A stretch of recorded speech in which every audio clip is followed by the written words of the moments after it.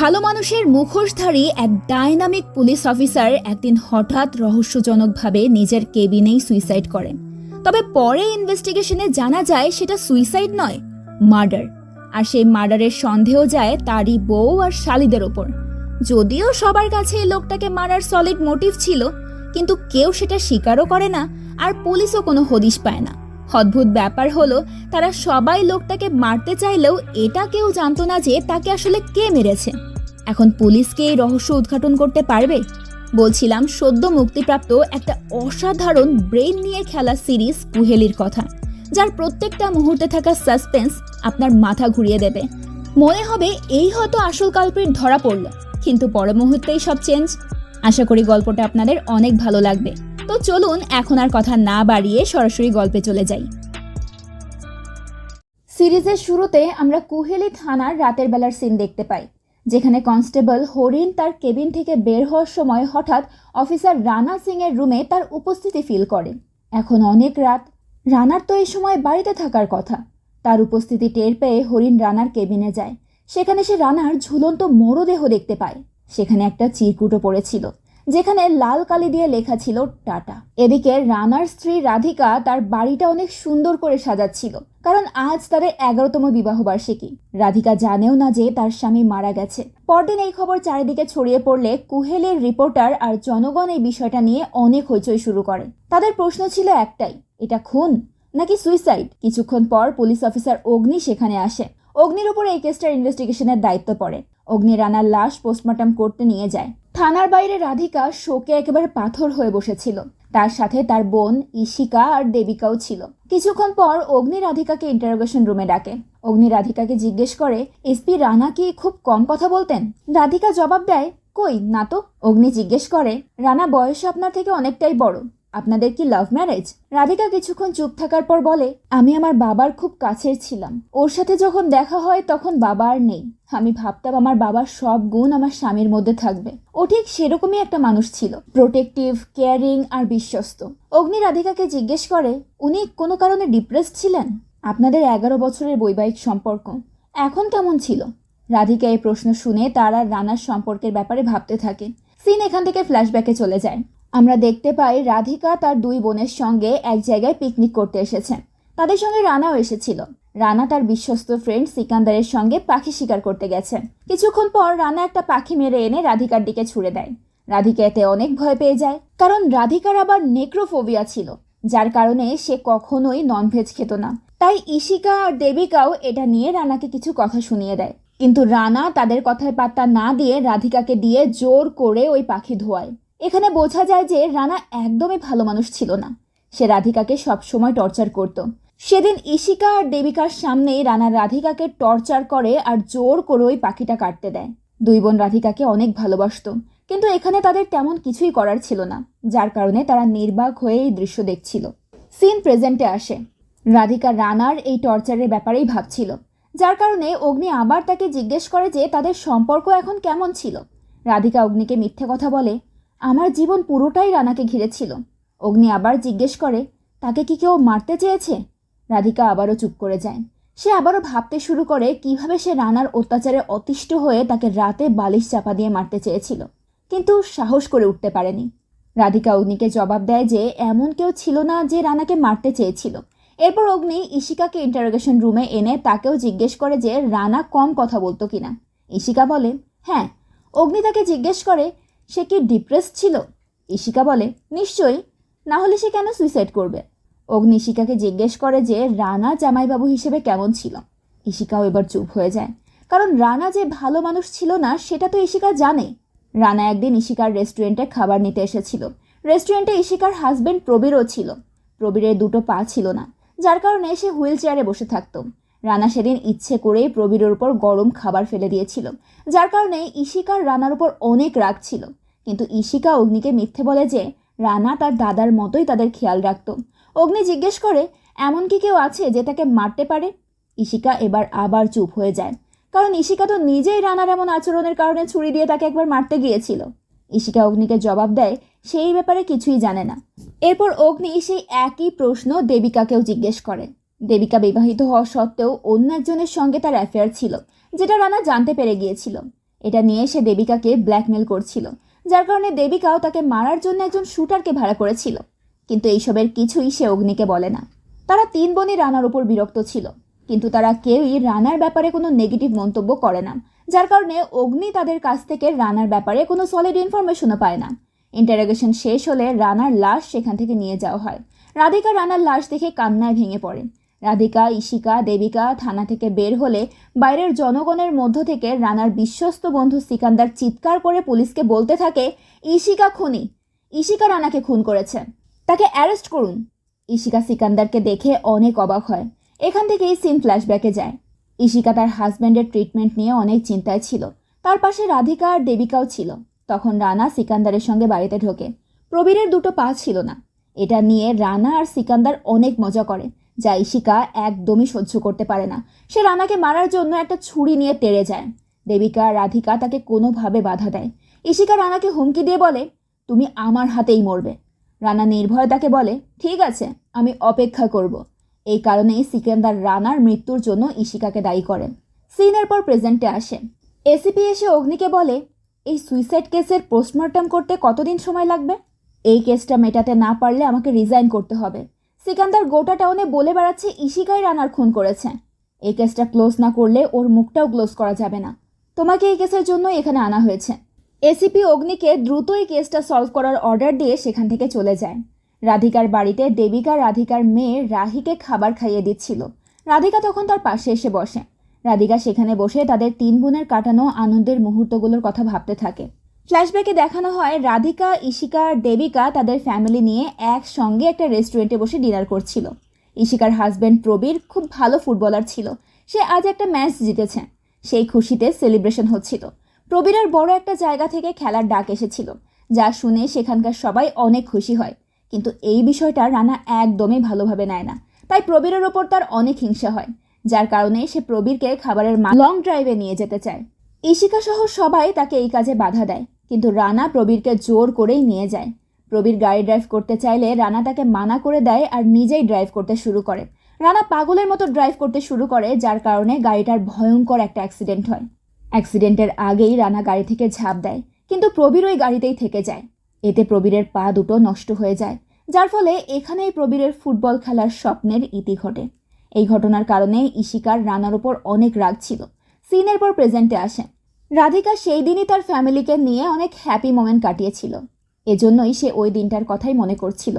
এদিকে ইশিকা বাইরে বের হলে সিকান্দার সব জায়গায় তাকে ফলো করতে থাকে। ইশিকা এতে অনেক ভয় পেয়ে যায়। সে কোনোভাবে দ্রুত বাড়ি চলে আসে। বাড়ি এসে ইশিকা রাধিকাকে বলে, সাইকো সিকান্দার আমাকে ফলো করছে। সবাই জানে যে রানাদা সুইসাইড করেছে, কিন্তু সিকান্দার এটা মানতেই চাইছে না। ও আমাকে খুনি বানাবেই। রাতের বেলা অগ্নি পুলিশ স্টেশন থেকে বের হলে বাইরে সে কারোর উপস্থিতি টের পায়, কিন্তু আশেপাশে সে কাউকেই দেখতে না পেয়ে গাড়িতে উঠে বাড়িতে চলে যায়। অগ্নির চলে যাওয়ার পর আমরা এখানে ঝোপের আড়াল থেকে একটা লোককে বেরিয়ে আসতে দেখি। লোকটা একটা জ্যাকেট পরা ছিল। এখানে এই লোকটার মুখ দেখানো হয় না। পরদিন রানার ফিউনারেলের আয়োজন করা হয়। সেখানে সবাই উপস্থিত ছিল, এমনকি অগ্নি, হরিণ আর সিকান্দারও এসেছিল। এখানে দেবিকা আর ইশিকা সবার সামনে রানাকে নিয়ে অনেক ভালো ভালো কথা বলে, কিন্তু সিকান্দারের এসব শুনে প্রচণ্ড রাগ হচ্ছিল, কারণ সে জানে এসব তাদের মনের কথা নয়। এরপর সিকান্দার সবার সামনে গিয়ে রানার ব্যাপারে বলতে শুরু করে। অডিয়েন্সের মধ্যে বসে থাকা একজন লোক রানার কথা ভেবে চিৎকার করে কাঁদতে শুরু করে। এটা দেখে অগ্নি হরিণকে জিজ্ঞেস করে, এই লোকটাকে? হরিণ তাকে জানায় যে লোকটা মদের দোকানদার। রানা তার দোকানের টপ কাস্টমার ছিল। সিকান্দার বলে যে তার সঙ্গে লাস্ট মদ খাওয়ার পরেই আমি মৃত্যুর খবর পাই। এটা শুনে অগ্নি উঠে দাঁড়িয়ে সিকান্দারকে বলে, আপনাকে ইমিডিয়েটলি ইন্টারোগেশনের জন্য কাস্টডিতে নেওয়া হচ্ছে। এসপি রানা সিং মারা যাওয়ার আগে আপনার সঙ্গেই তার শেষবার দেখা হয়েছিল। অগ্নির আদেশে 2 জন কনস্টেবল সিকান্দারকে সবার সামনে থেকে ধরে নিয়ে চলে যায়। এরপর অগ্নি, রাধিকা, দেবিকা আর ইশিকাকে জানায় যে পোস্টমর্টম রিপোর্ট চলে এসেছে। জানা গেছে এসপি রানাকে মোটা একটা দড়ি দিয়ে শ্বাসরোধ করে মারা হয়েছে। এরপর ওই একই রকম একটা দড়ি দিয়ে তার ডেড বডি ঝুলিয়ে দেওয়া হয়েছে, যাতে সেটা সুইসাইড মনে হয়। এখন সমস্যা হলো, যে দড়ি দিয়ে তাকে মারা হয়েছে অর্থাৎ মার্ডার ওয়েপন, সেই দড়িটা এখনো পাওয়া যায়নি। অগ্নি রাধিকাকে বলে, আমি যেভাবেই হোক রানা সিং এর খুনিকে খুঁজে বের করবই। এজন্য আপনার হেল্প লাগবে। দরকার হলে আমি আবার আসব। এরপর অগ্নি চলে যাচ্ছিল, কিন্তু সে আবার ফিরে এসে রাধিকাকে জিজ্ঞেস করে, 19 তারিখ সন্ধ্যা 7টায় আপনি কি করছিলেন? রাধিকা জবাব দেয়, আমি একটা মরা পাখি কাটছিলাম। অগ্নি এরপর দেবিকাকে জিজ্ঞেস করে যে সে কি করছিল। দেবিকা জানায়, আমার ঠিক মনে নেই, তবে সেদিন আমাদের বাড়িতে পুলিশ ভেরিফিকেশনের আফটার পার্টি ছিল, তাই হয়তো আমি আর আমার শাশুড়ি ডিনার সার্ভিসের প্ল্যান করছিলাম। অগ্নি ঈশিকাকেও সেম প্রশ্ন করলে ঈশিকা তাকে বলে, আমি আমার রেস্টুরেন্ট হাংরি ইয়েতিতে রান্না করছিলাম। এরপর ঈশিকা তাড়াহুড়ো করে তার রেস্টুরেন্টে যেতে চায়। অগ্নি তাকে বলে যে সে তাকে ড্রপ করে দেবে। ঈশিকা তার সঙ্গে যেতে চায় না, কিন্তু অগ্নি তাকে বারবার করে বললে সে তার সঙ্গে যেতে বাধ্য হয়। তো অগ্নি এরপর সিকান্দারকে জিজ্ঞাসাবাদ করে। সিকান্দার জানায় যে ঈশিকার রেস্টুরেন্টের থেন্তুক ডিশটা রানার অনেক পছন্দের ছিল। একবার রানা থেন্তুক খেয়ে অসুস্থ হয়ে 2 দিন হসপিটালেও পড়েছিল। ঈশিকা থেন্তুকে ইঁদুরের বিষ দিয়েছিল, যেটা ব্লাড রিপোর্টের মাধ্যমে জানাও গেছে। সিকান্দার আরও বলে, রানা ভুল করে প্রবীরের ওপর খাবার ফেলে দিয়েছিল, এজন্য ঈশিকা তাকে সবার সামনে মারতে পর্যন্ত এসেছিল। এরপর ফ্ল্যাশব্যাকে দেখানো হয় সেদিন প্রবীরের গায়ে গরম খাবার ফেলার পর ঈশিকা রাতে ড্রিঙ্ক করে জুতো নিয়ে রানাকে মারতে গিয়েছিল। রানা তখন সিকান্দারের বাড়িতে বসে ড্রিঙ্ক করছিল। ঈশিকা সেখানে এসে রানার মুখে জুতো দিয়ে আঘাত করে, যার কারণে রানা অনেক রেগে যায় আর ঈশিকাকে ধাক্কা দেয়, যার ফলে ঈশিকা জ্ঞান হারায়। সিন প্রেজেন্টে আসে। এসিপি কেসের রিপোর্ট চেক করার জন্য অগ্নির সঙ্গে দেখা করতে আসে, কিন্তু সে দেখে অগ্নি এখনও এই কেসের ব্যাপারে কোনো তথ্যই জোগাড় করতে পারেনি। বোর্ডে শুধু রানার ছবি আর তার লাশের সাথে পাওয়া ওই টাটা লেখা চিরকুটটা ছিল। এসিপি অগ্নিকে এটা নিয়ে অনেক কথা শোনায় আর তাকে দ্রুত এই কেসটা সলভ করতে বলেন। অগ্নি এসিপিকে বলে, আমি রানার ধরা ক্রিমিনালদের লিস্ট বানিয়েছিলাম, তার ধরা ক্রিমিনালরা এই খুন করেনি। তাছাড়া কোনো ক্রিমিনাল খুন করে সেটা সুইসাইড স্টেজ করে না, মোস্ট প্রবাবলি এটা খুনির প্রথম খুন ছিল, তবে সুইসাইডটা পারফেক্ট স্টেজ করেছেন। এখানে অনেক ডিটেলস আছে, আর সুইসাইড নোটটাও বেশ হাস্যকর। কেউ মারা যাওয়ার সময় টাটা লিখে যায় না। আমার মনে হয় কোনো বন্ধু বা আত্মীয় এই মার্ডারটা করেছেন। অগ্নির এসব কথা সিকান্দার বাইরে দাঁড়িয়ে শুনছিল। এসিপি বেরিয়ে যাওয়ার পর সিকান্দার ভেতরে ঢুকে অগ্নিকে বলে, আপনি একদম ঠিক বলেছেন, ওর ফ্যামিলি ওকে মেরেছে। অগ্নি তাকে জিজ্ঞেস করে, ফ্যামিলি মানে কি? ঈশিকা? সিকান্দার এই খুনের জন্য ঈশিকাকে দায়ী করলেও এইবার সে মানা করে দেয়। অগ্নি রাধিকার কথা বললে সিকান্দার বলে, ও তো ভীতু, ও একটা পিঁপড়েও মারতে পারে না, ও কিভাবে মারবে? রানাকে মেরেছে মিসেস ডিএম। সিকান্দার দেবিকার কথা বলছিল। দেবিকার হাজব্যান্ড আবার ডিএম ছিল, যার কারণে সে মিসেস ডিএম নামেই পরিচিত ছিল। অগ্নি সিকান্দারকে এই সন্দেহের কারণ জিজ্ঞেস করলে সিকান্দার তাকে বলে যে একদিন সে রানাকে দেবিকার গাড়িতে বসে কিছু একটা নিয়ে তর্ক করতে শুনেছিল। দেবিকা এক পর্যায়ে রানাকে গাড়ি থেকে নামিয়ে দেয়। সিকান্দার এই ব্যাপারে জিজ্ঞেস করলে রানা রেগে গিয়ে সিকান্দারকে বলে যে দেবিকা একটা ক্যারেক্টারলেস। সিকান্দার এই সন্দেহ থেকে দেবিকাকে রানার খুনের জন্য দায়ী করছিল। সব শোনার পর অগ্নি সিকান্দারকে বলে, আবার দরকার হলে আমি আপনাকে ডেকে নেব। সিকান্দার তখন বলে, আরও কে কে খুনি হতে পারে এটা আমি ভেবে বলছি। হরিণ সিকান্দারকে এরপর থানা থেকে বের করে দেয়। এরপর আমরা দেবিকাকে দেখতে পাই। দেবিকার হাজব্যান্ড ডিএম প্রতীক রানার খুন নিয়ে আলোচনা করছিল। দেবিকা এতে কিছুটা নার্ভাস ফিল করেন। এখানে ফ্ল্যাশব্যাকে দেখানো হয় যে দেবিকা আর প্রতীক রাধিকার বাড়িতে লাঞ্চ করতে গিয়েছিল। সেখানে রানা তার মেয়ের জন্য ভালো একটা টিচার রাখতে চায়। দেবিকা তখন বলে যে সেই রাহিকে পড়াবে, কিন্তু রানা তাকে বলে, তোমার স্কুলে নতুন একটা টিচার জয়েন করেছে না, নিলয় নাম। এই নিলয়ের নাম শুনে দেবিকা অনেক নার্ভাস হয়ে যায়। রানা তখন দেবিকার ফোন থেকে নিলয়কে কল করতে চায়, কিন্তু দেবিকা এতে বাধা দিতে থাকে, কারণ এই নিলয়ের সাথেই দেবিকার অ্যাফেয়ার ছিল। রানা এটা জানতো, এজন্যই সে প্রতীকের সামনেই নিলয়কে কল করে ফোনটা লাউডে দেয়। নিলয় ফোন রিসিভ করলে দেবিকা কোনোভাবে বিষয়টা সামলে নেয়, যার কারণে এই যাত্রায় সে বেঁচে যায়। রানা এভাবে মাঝে মধ্যেই দেবিকাকে ব্ল্যাকমেল করত, যার কারণে দেবিকা রানাকে মারতে চাইতো। সিন প্রেজেন্টে আসে। এইসব ভেবে দেবিকা কিছুটা নার্ভাস হয়ে যায়। প্রতীক দেবিকাকে জানায় যে সে 4 দিনের জন্য শহরের বাইরে যাবে। দেবিকার বাড়ির দেওয়ালের ওপাশে আমরা একটা লোককে দেখতে পাই, যে কিনা দেবিকার ওপর নজর রাখছিল। এদিকে অগ্নি জিজ্ঞাসাবাদের জন্য আবার রাধিকার বাড়িতে আসে। রাধিকা বাড়িতে ওই সময় একা ছিল। অগ্নি রাধিকাকে জিজ্ঞেস করে, আপনার হাজবেন্ডের সঙ্গে আপনার বোনেদের সম্পর্ক কেমন ছিল? রাধিকা আবার মিথ্যে বলে যে রানার তো কোনো ফ্যামিলি ছিল না, রানা আমার বোনেদেরকে নিজের বোনের মতোই ভালোবাসত। অগ্নি বলে, ঈশিকা একবার এসপি রানাকে জুতো দিয়ে মেরেছিল। এটা জানার পর তো কোনোভাবেই মনে হচ্ছে না যে তাদের মধ্যে মধুর ভাই বোনের সম্পর্ক ছিল। রাধিকা এটা শুনে চুপ করে যায়। রাধিকার মনে পড়ে সেদিন রাতে রানা মাতাল হয়ে বাড়িতে এসেছিল, তার মুখের রক্ত লেগেছিল। রাধিকা তার এই অবস্থার কথা জিজ্ঞেস করলে রানা তাকে অনেক মারধর করতে শুরু করে। তবে রাধিকা এটা জানতো না যে ইশিকাই সেদিন রানাকে জুতো দিয়ে মেরেছিল। রাধিকা এই বিষয়টা ধামাচাপা দেওয়ার জন্য অগ্নিকে বলে, সিকান্দারের মাথা ঠিক নেই, যেদিন থেকে ওর বউ ওকে ছেড়ে চলে গেছে সেদিন থেকে ও পাগল হয়ে গেছে। এটা শুনে হরিণও অগ্নিকে বলে, সিকান্দার রাস্তাঘাটে মানুষকে মারধর করত, যার কারণে তাকে কিছুদিন পাগলাগারদেও রাখা হয়েছিল। রাধিকা অগ্নিকে বলে, দেবিকা যখন কলেজে পড়তো তখন আমি হাই স্কুলে ছিলাম। ইশিকা তখন আরও ছোট। একটা গাড়ির অ্যাক্সিডেন্টে আমার বাবা মা মারা যায়। রাতারাতি ওই দুই বোন আমার বাবা মা হয়ে উঠেছিল, কারণ আমি একটু ভীতু ছিলাম। আমাকে ওরা বাচ্চার মতো ভালোবাসে, ওরা এমন কিছুই করবে না যাতে আমার কোনো ক্ষতি হয়। অগ্নি রাধিকাকে জিজ্ঞেস করে, রানার সঙ্গে লাস্ট আপনার কখন দেখা হয়েছিল? রাধিকা তাকে জানায় যে রানা যেদিন মারা যায় সেদিন সকালে সে তাকে ভালোভাবে বিদায় দিয়েছিল। সাথে সে অ্যানিভার্সারি উপলক্ষে রানাকে একটা ব্লু ডায়ালার ওয়াচও গিফট করেছিল। সেটা পরেই রানা বের হয়েছিল। এটা শুনে অগ্নি জিজ্ঞেস করে, সেদিন রাতে এসপি রানার হাতে ঘড়ি ছিল?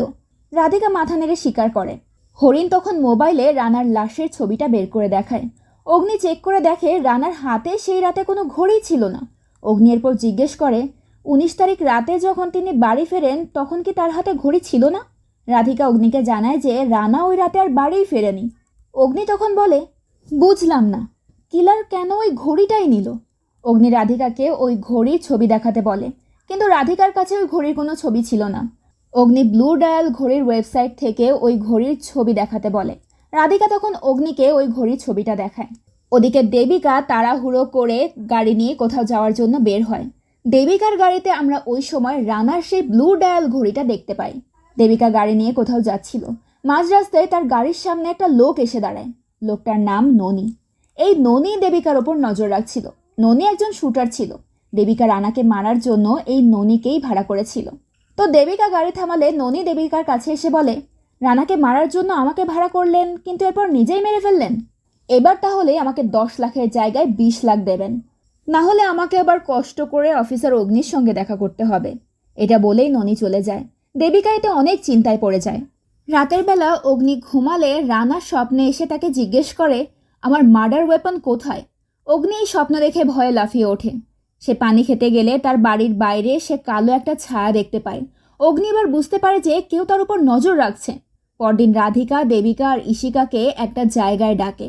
রাধিকা এসে দেবিকাকে বলে, অগ্নি বাড়িতে এসেছিল, সে ইশিকাকেই খুনি ভাবছে। রাধিকা ইশিকাকে বলে, তুই যতই ওকে অপছন্দ করিস না কেন, সম্পর্কের একটা সম্মান তো আছে। ও তো আমার বর, রাহির বাবা, আর তুই তাকে জুতো মেরেছিস। ইশিকা রাধিকাকে বলে, আমি সরি, ওই রাতে আমি একটু ড্রিঙ্ক করে ফেলেছিলাম। আর প্রবীরও আবার সুইসাইডের কথা বলছিল, তাই আমি রেগে গিয়েছিলাম। দেবিকা ইশিকাকে বলে, তুই কেন সিকান্দারের সামনে তাকে মারতে গেলি? রাধিকা দেবিকাকে বলে, আমি বলেছি সিকান্দারের মাথায় সমস্যা আছে, কিন্তু অগ্নি রানার মিসিং ঘড়িটার ব্যাপারেও জিজ্ঞেস করছিল। সে বলেছে যার কাছে ঘড়িটা আছে সেই খুনি। এটা শুনে দেবিকা কিছুটা চিন্তায় পড়ে যায়, কারণ ঘড়িটা তো তার কাছেই আছে, কিন্তু সে রাধিকাকে এই বিষয়টা জানায় না। এদিকে অগ্নি রানার মার্ডারের অনেকগুলো রিপোর্ট বোর্ডে গেঁথে রেখেছিল। অগ্নি ভাবছিল যে রানা কেন দেবিকাকে ক্যারেক্টারলেস বলেছিল। হরিণ এই ব্যাপারে খোঁজ চালানোর জন্য একটা লোক লাগাতে চায়, কিন্তু অগ্নি তাকে মানা করে দিয়ে বলে, ডিএম এর বউ, খুব সাবধানে কাজ করতে হবে। অগ্নি হরিণকে বলে, এত বড় একটা অ্যাক্সিডেন্ট হলো, প্রবীরের 2 পা চলে গেল, অথচ রানার গায়ে একটা আঁচড়ও লাগেনি। হরিণ অগ্নিকে বলে, স্যার গাড়ি থেকে ঝাঁপ দিয়ে নেমে গিয়েছিলেন।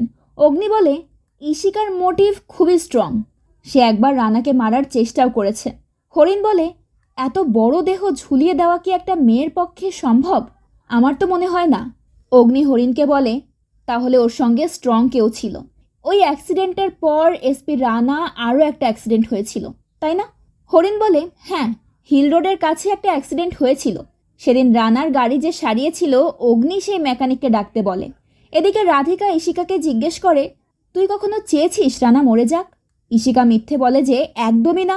রাধিকা আবার জিজ্ঞেস করে, এমন কাউকে জানিস যে চেয়েছিল রানা মরে যাক?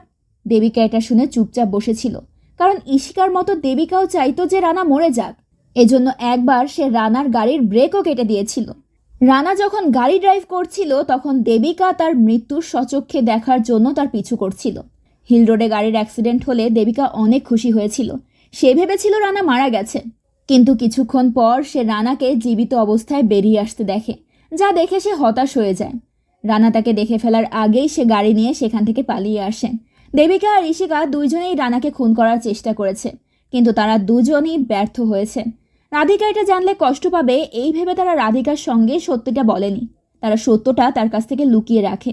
রাধিকা ভয় পাচ্ছিল ঈশিকাকে অগ্নি অ্যারেস্ট করবে, কিন্তু দেবিকা তাকে আশ্বাস দিয়ে বলে, আমি থাকতে তোদের দুজনের কিচ্ছু হবে না, আমি ডিএমকে বলছি যাতে অগ্নি তোদের হ্যারেস না করে। এরপর তারা বাড়ি ফিরতে চায়, কিন্তু রাধিকা দেবিকাকে বলে, আমরা একসঙ্গে বাড়ি যাব না, অগ্নি যদি আমাদের বাড়ির ওপর নজর রাখে, সে যদি জানতে পারে তোদের সঙ্গে লুকিয়ে দেখা করছি, তাহলে সে ভাববে আমি এই মার্ডারের প্রমাণ লুকাচ্ছি, সে তখন ঈশিকাকে আরও সন্দেহ করবে। দেবিকা রাধিকাকে শান্ত করে বলে, আমি তোর জন্য আলাদা গাড়ির ব্যবস্থা করছি।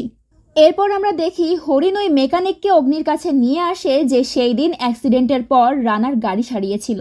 মেকানিক অগ্নিকে জানায় যে গাড়ির ব্রেক কাটা হয়েছিল। অগ্নি হরিণকে বলে, 19 ফেব্রুয়ারি রানা মারা যাওয়ার ঠিক 1 মাস আগেই অ্যাক্সিডেন্টটা হয়েছিল। রানার ফুড পয়জনিংয়ের মেডিকেল রিপোর্টটা বের করো তো, আর ঈশিকাকে নিয়ে এসো, আমি তার সঙ্গে কথা বলতে চাই। হরিণ কিছুক্ষণ পর এসে অগ্নিকে জানায় যে ঈশিকা তার বাড়িতেও নেই আর তার রেস্টুরেন্টেও নেই, সে কোথায় আছে কেউ জানে না। অগ্নির এতে ঈশিকার ওপর আরও সন্দেহ হয়। অগ্নি ঈশিকাকে ধরার জন্য চারদিকে পুলিশ ছড়িয়ে দেয়। সে নিজেও হরিণকে সাথে নিয়ে ঈশিকাকে খুঁজতে বের হয়ে পড়ে। অগ্নি চলে যাওয়ার পর আমরা সেখানে ওই লোকটিকে দেখতে পাই। লোকটার পরনে একটা জুতো ছিল যার লাল রঙের ফিতে ছিল, কিন্তু এবারও লোকটার মুখ দেখানো হয় না। মাঝ রাস্তায় কনস্টেবল অগ্নিকে কল করে জানায় যে ঈশিকা শহরের বাইরে যাচ্ছে না, সে কুহেলি টেক রোডে প্রবেশ করছে, আমরা তার উপর নজর রাখছি। খবর পেয়ে অগ্নি গাড়ি ঘুরিয়ে নিয়ে চলে যায়।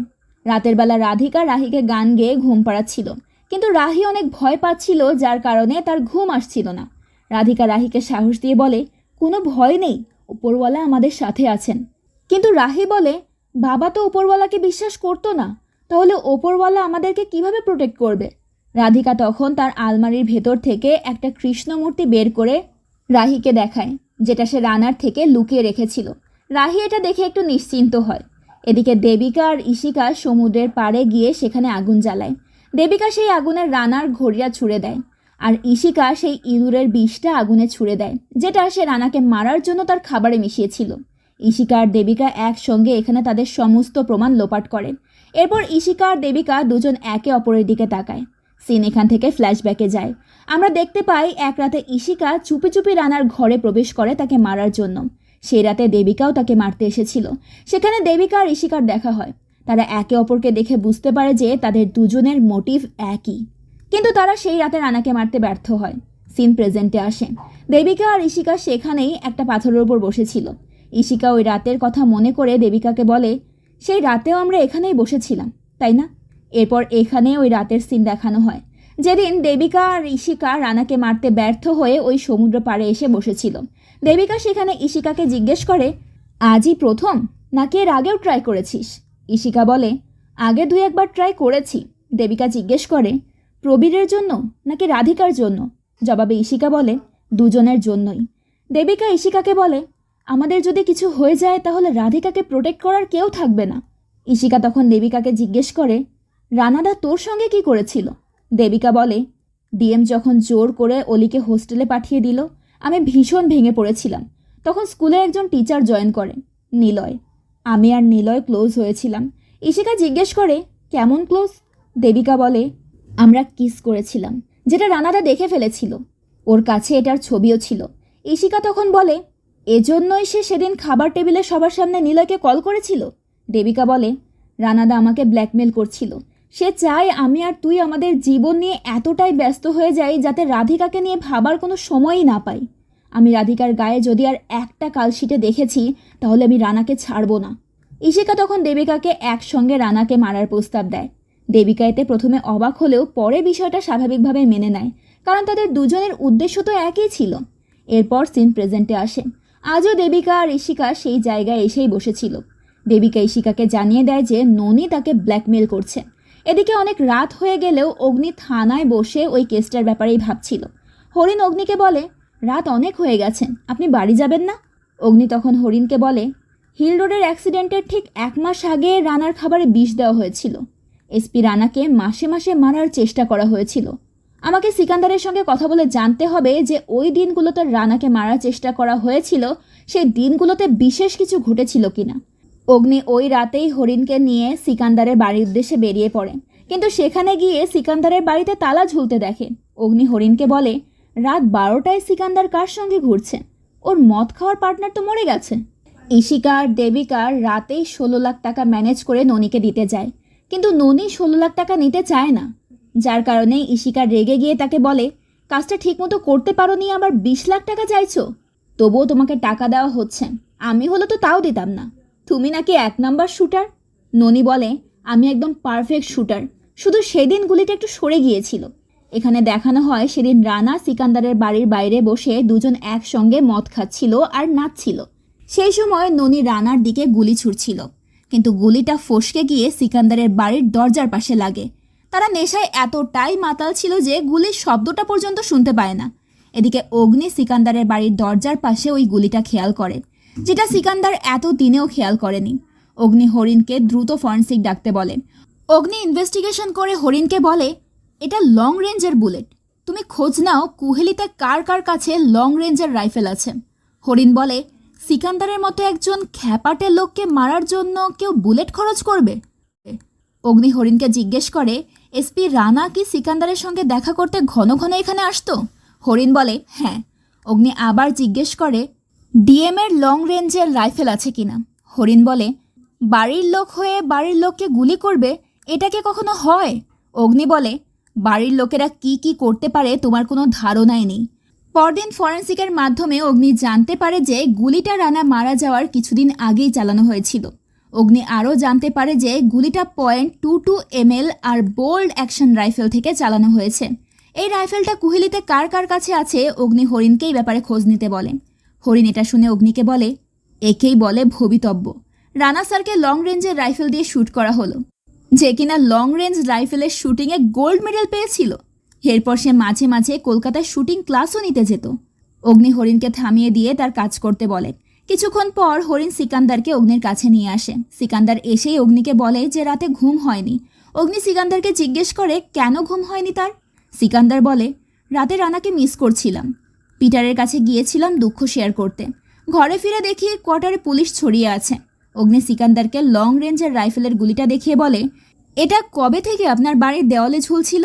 সিকান্দার ভাবছিল এটা হয়তো কোনো পেরেক, সে জানতই না এটা একটা বুলেট। অগ্নি যখন তাকে জানায় যে এটা একটা বুলেট, তখন সিকান্দার অনেক অবাক হয়। সে ভয়ে উত্তেজিত হয়ে বলে, ওই ট্যাক্সি ড্রাইভার আমাকে গুলি করতে চেয়েছিল, আমি বুঝতে পেরেছি, আমার বডিগার্ড প্রয়োজন। সিকান্দার বেশি পাগলামি শুরু করলে অগ্নি তাকে ধমক দিয়ে চুপ করায় আর বলে, আপনাকে কেউ মারার চেষ্টা করছে না, এই গুলিটা এসপি রানাকে মারার জন্য করা হয়েছিল। অগ্নি সিকান্দারকে জিজ্ঞেস করে, এটাকে আপনি কবে থেকে পেরেক ভেবে টর্চ ঝোলাচ্ছেন? সিকান্দার বলে যে রোববার থেকে। এখানে ফ্ল্যাশব্যাকে দেখানো হয় ওই রাতে সিকান্দার ঘরে যাওয়ার পর ননির ওই গুলিটা নিতে গিয়েছিল, কিন্তু সিকান্দার দরজার বাইরে কারো উপস্থিতি টের পেয়ে বাইরে বেরিয়ে আসে। ননি এটা দেখে পালিয়ে যায়। সিকান্দার অনেক মাতাল ছিল, যার কারণে সেই বিষয়টা তেমন পাত্তা দেয় না। তখন দেওয়ালে তার ওই গুলিটা চোখে পড়ে। সিকান্দার সেটাকে পেরেক ভেবে তাতে টর্চ লাইট ঝুলিয়ে রেখে ঘরে গিয়ে শুয়ে পড়ে। সিন প্রেজেন্টে আসে। সিকান্দার অগ্নিকে ওই রাতে কি কি হয়েছিল সব কিছু বলতে শুরু করে। সিকান্দার বলে যে রবিবার তার আর ফুলির বিবাহ বার্ষিকী ছিল। রানা রাতে তাকে সঙ্গ দিতে এসেছিল। তখন রানা সিকান্দারকে সান্ত্বনা দিতে গিয়ে বলেছিল যে ইশিকার সাথে তার বিয়ে দেবে। এটা শুনে খুশিতে সিকান্দার নাচতে শুরু করে। গুলিটা তখনই চালানো হয়েছিল, কিন্তু তারা কেউই সেটা খেয়াল করেনি। পরদিন রাধিকার বাড়ির মেড তাকে কফি এনে দিয়ে বলে, তোমার জন্য কফি নিয়ে এসেছি, এবার আর তোমাকে কেউ কিচ্ছু বলতে পারবে না। রাধিকাও এতে খুশি হয়ে কফি বানাতে শুরু করে। রাধিকা রানার কারণে বাড়ির মধ্যে সবসময় ভীত হয়ে থাকত।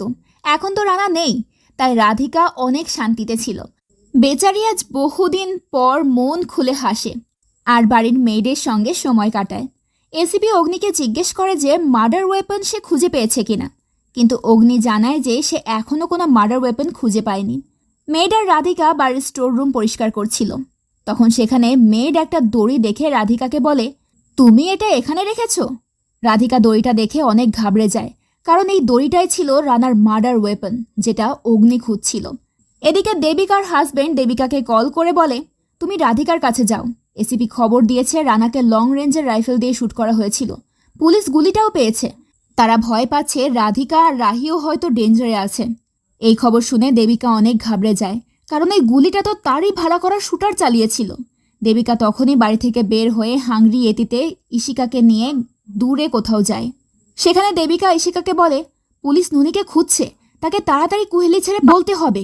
দেবিকা ননিকে কল করার জন্য ফোন বের করছিল। ইশিকা সেটা দেখে বলে, তুই নিজের ফোন থেকে ননিকে কল করবি? দেবিকা বলে, আমি কখনোই তাকে নিজের ফোন থেকে কল করি না, আমি আমার শাশুড়ির ফোন থেকে কল করি। এটা শুনে ইশিকা অনেক অবাক হয়। দেবিকা গাড়ি থেকে নেমে ননিকে কল করে। ননি তখন একটা দোকানে বসে মদ খাচ্ছিল আর দোকানদারের সঙ্গে গল্প করছিল। দেবিকা ননিকে কল করে কুহেলি ছেড়ে চলে যেতে বলে, কিন্তু ননি এর বিনিময়ে দেবিকার কাছে আরও 14 লাখ টাকা দাবি করে। দেবিকা ননিকে বলে, পুলিশ তোমাকে খুঁজছে, তোমার কি ভয় নেই? ননি জবাবে বলে, পুলিশের যা কাজ তারা সেই কাজ করছে, আর ওই রাইফেল তো আমার নয়, যাকে মারতে গিয়েছিলাম আমি তারই রাইফেল নিয়ে গিয়েছিলাম। ননি 2 দিনের মধ্যে সমস্ত টাকা দেওয়ার কথা বলে ফোনটা রেখে দেয়। দেবিকা এতে অনেক চিন্তায় পড়ে যায়। সে ইশিকাকে বলে, রাধিকা বিপদে আছে। সবকিছু বিবেচনা করে দেবিকা আর ইশিকা সিদ্ধান্ত নেয় যে তারা রানার সঙ্গে কি কি করেছে সেসব রাধিকাকে জানিয়ে দেবে। ওদিকে হরিণ অগ্নিকে খবর দেয় যে কুহেলিতে 4 জনের কাছে লং রেঞ্জের রাইফেলের লাইসেন্স আছে। তাদের মধ্যে 3 জন রিটায়ার্ড আর্মি অফিসার আর একজন ছিল এসপি রানা। এটা শুনে অগ্নি হরিণকে নিয়ে তখনই রানার বাড়িতে যায়। রাধিকা কাপড় মেলার জন্য মেয়েদের সঙ্গে মিলে বাইরে স্টোর রুমে পাওয়া ওই দড়িটা টানাচ্ছিল। অগ্নির ওই দড়িটা দেখে মনে পড়ে যায় রানার লাশটা ঠিক এরকমই একটা দড়িতে ঝোলানো ছিল। অগ্নি রাধিকাকে জিজ্ঞেস করে এই দড়িটা সে কোথায় পেয়েছে। তখন ওই মেয়ের জবাব দিয়ে বলে, এটা আমি এনেছি। অগ্নি এরপর রাধিকাকে জিজ্ঞেস করে, এসপি রানার কি কোনো রাইফেল ছিল? রাধিকা তখন অগ্নিকে রানার রাইফেল বের করে দিয়ে বলে, এই রাইফেল রানা কখনো ইউজ করেনি, এটা দিয়ে সে পাখি শিকার করত। পাখি শিকারের পারমিশনও ছিল তার। থানার সবাই মিলে তাকে এটা গিফট করেছিল, এটার অনেক প্রিয় ছিল। অগ্নির এবার রাধিকার ওপর সন্দেহ হতে শুরু করে, তাই সে নজর রাখার জন্য রাধিকার বাড়িতে 2 জন কনস্টেবল মোতায়েন করে।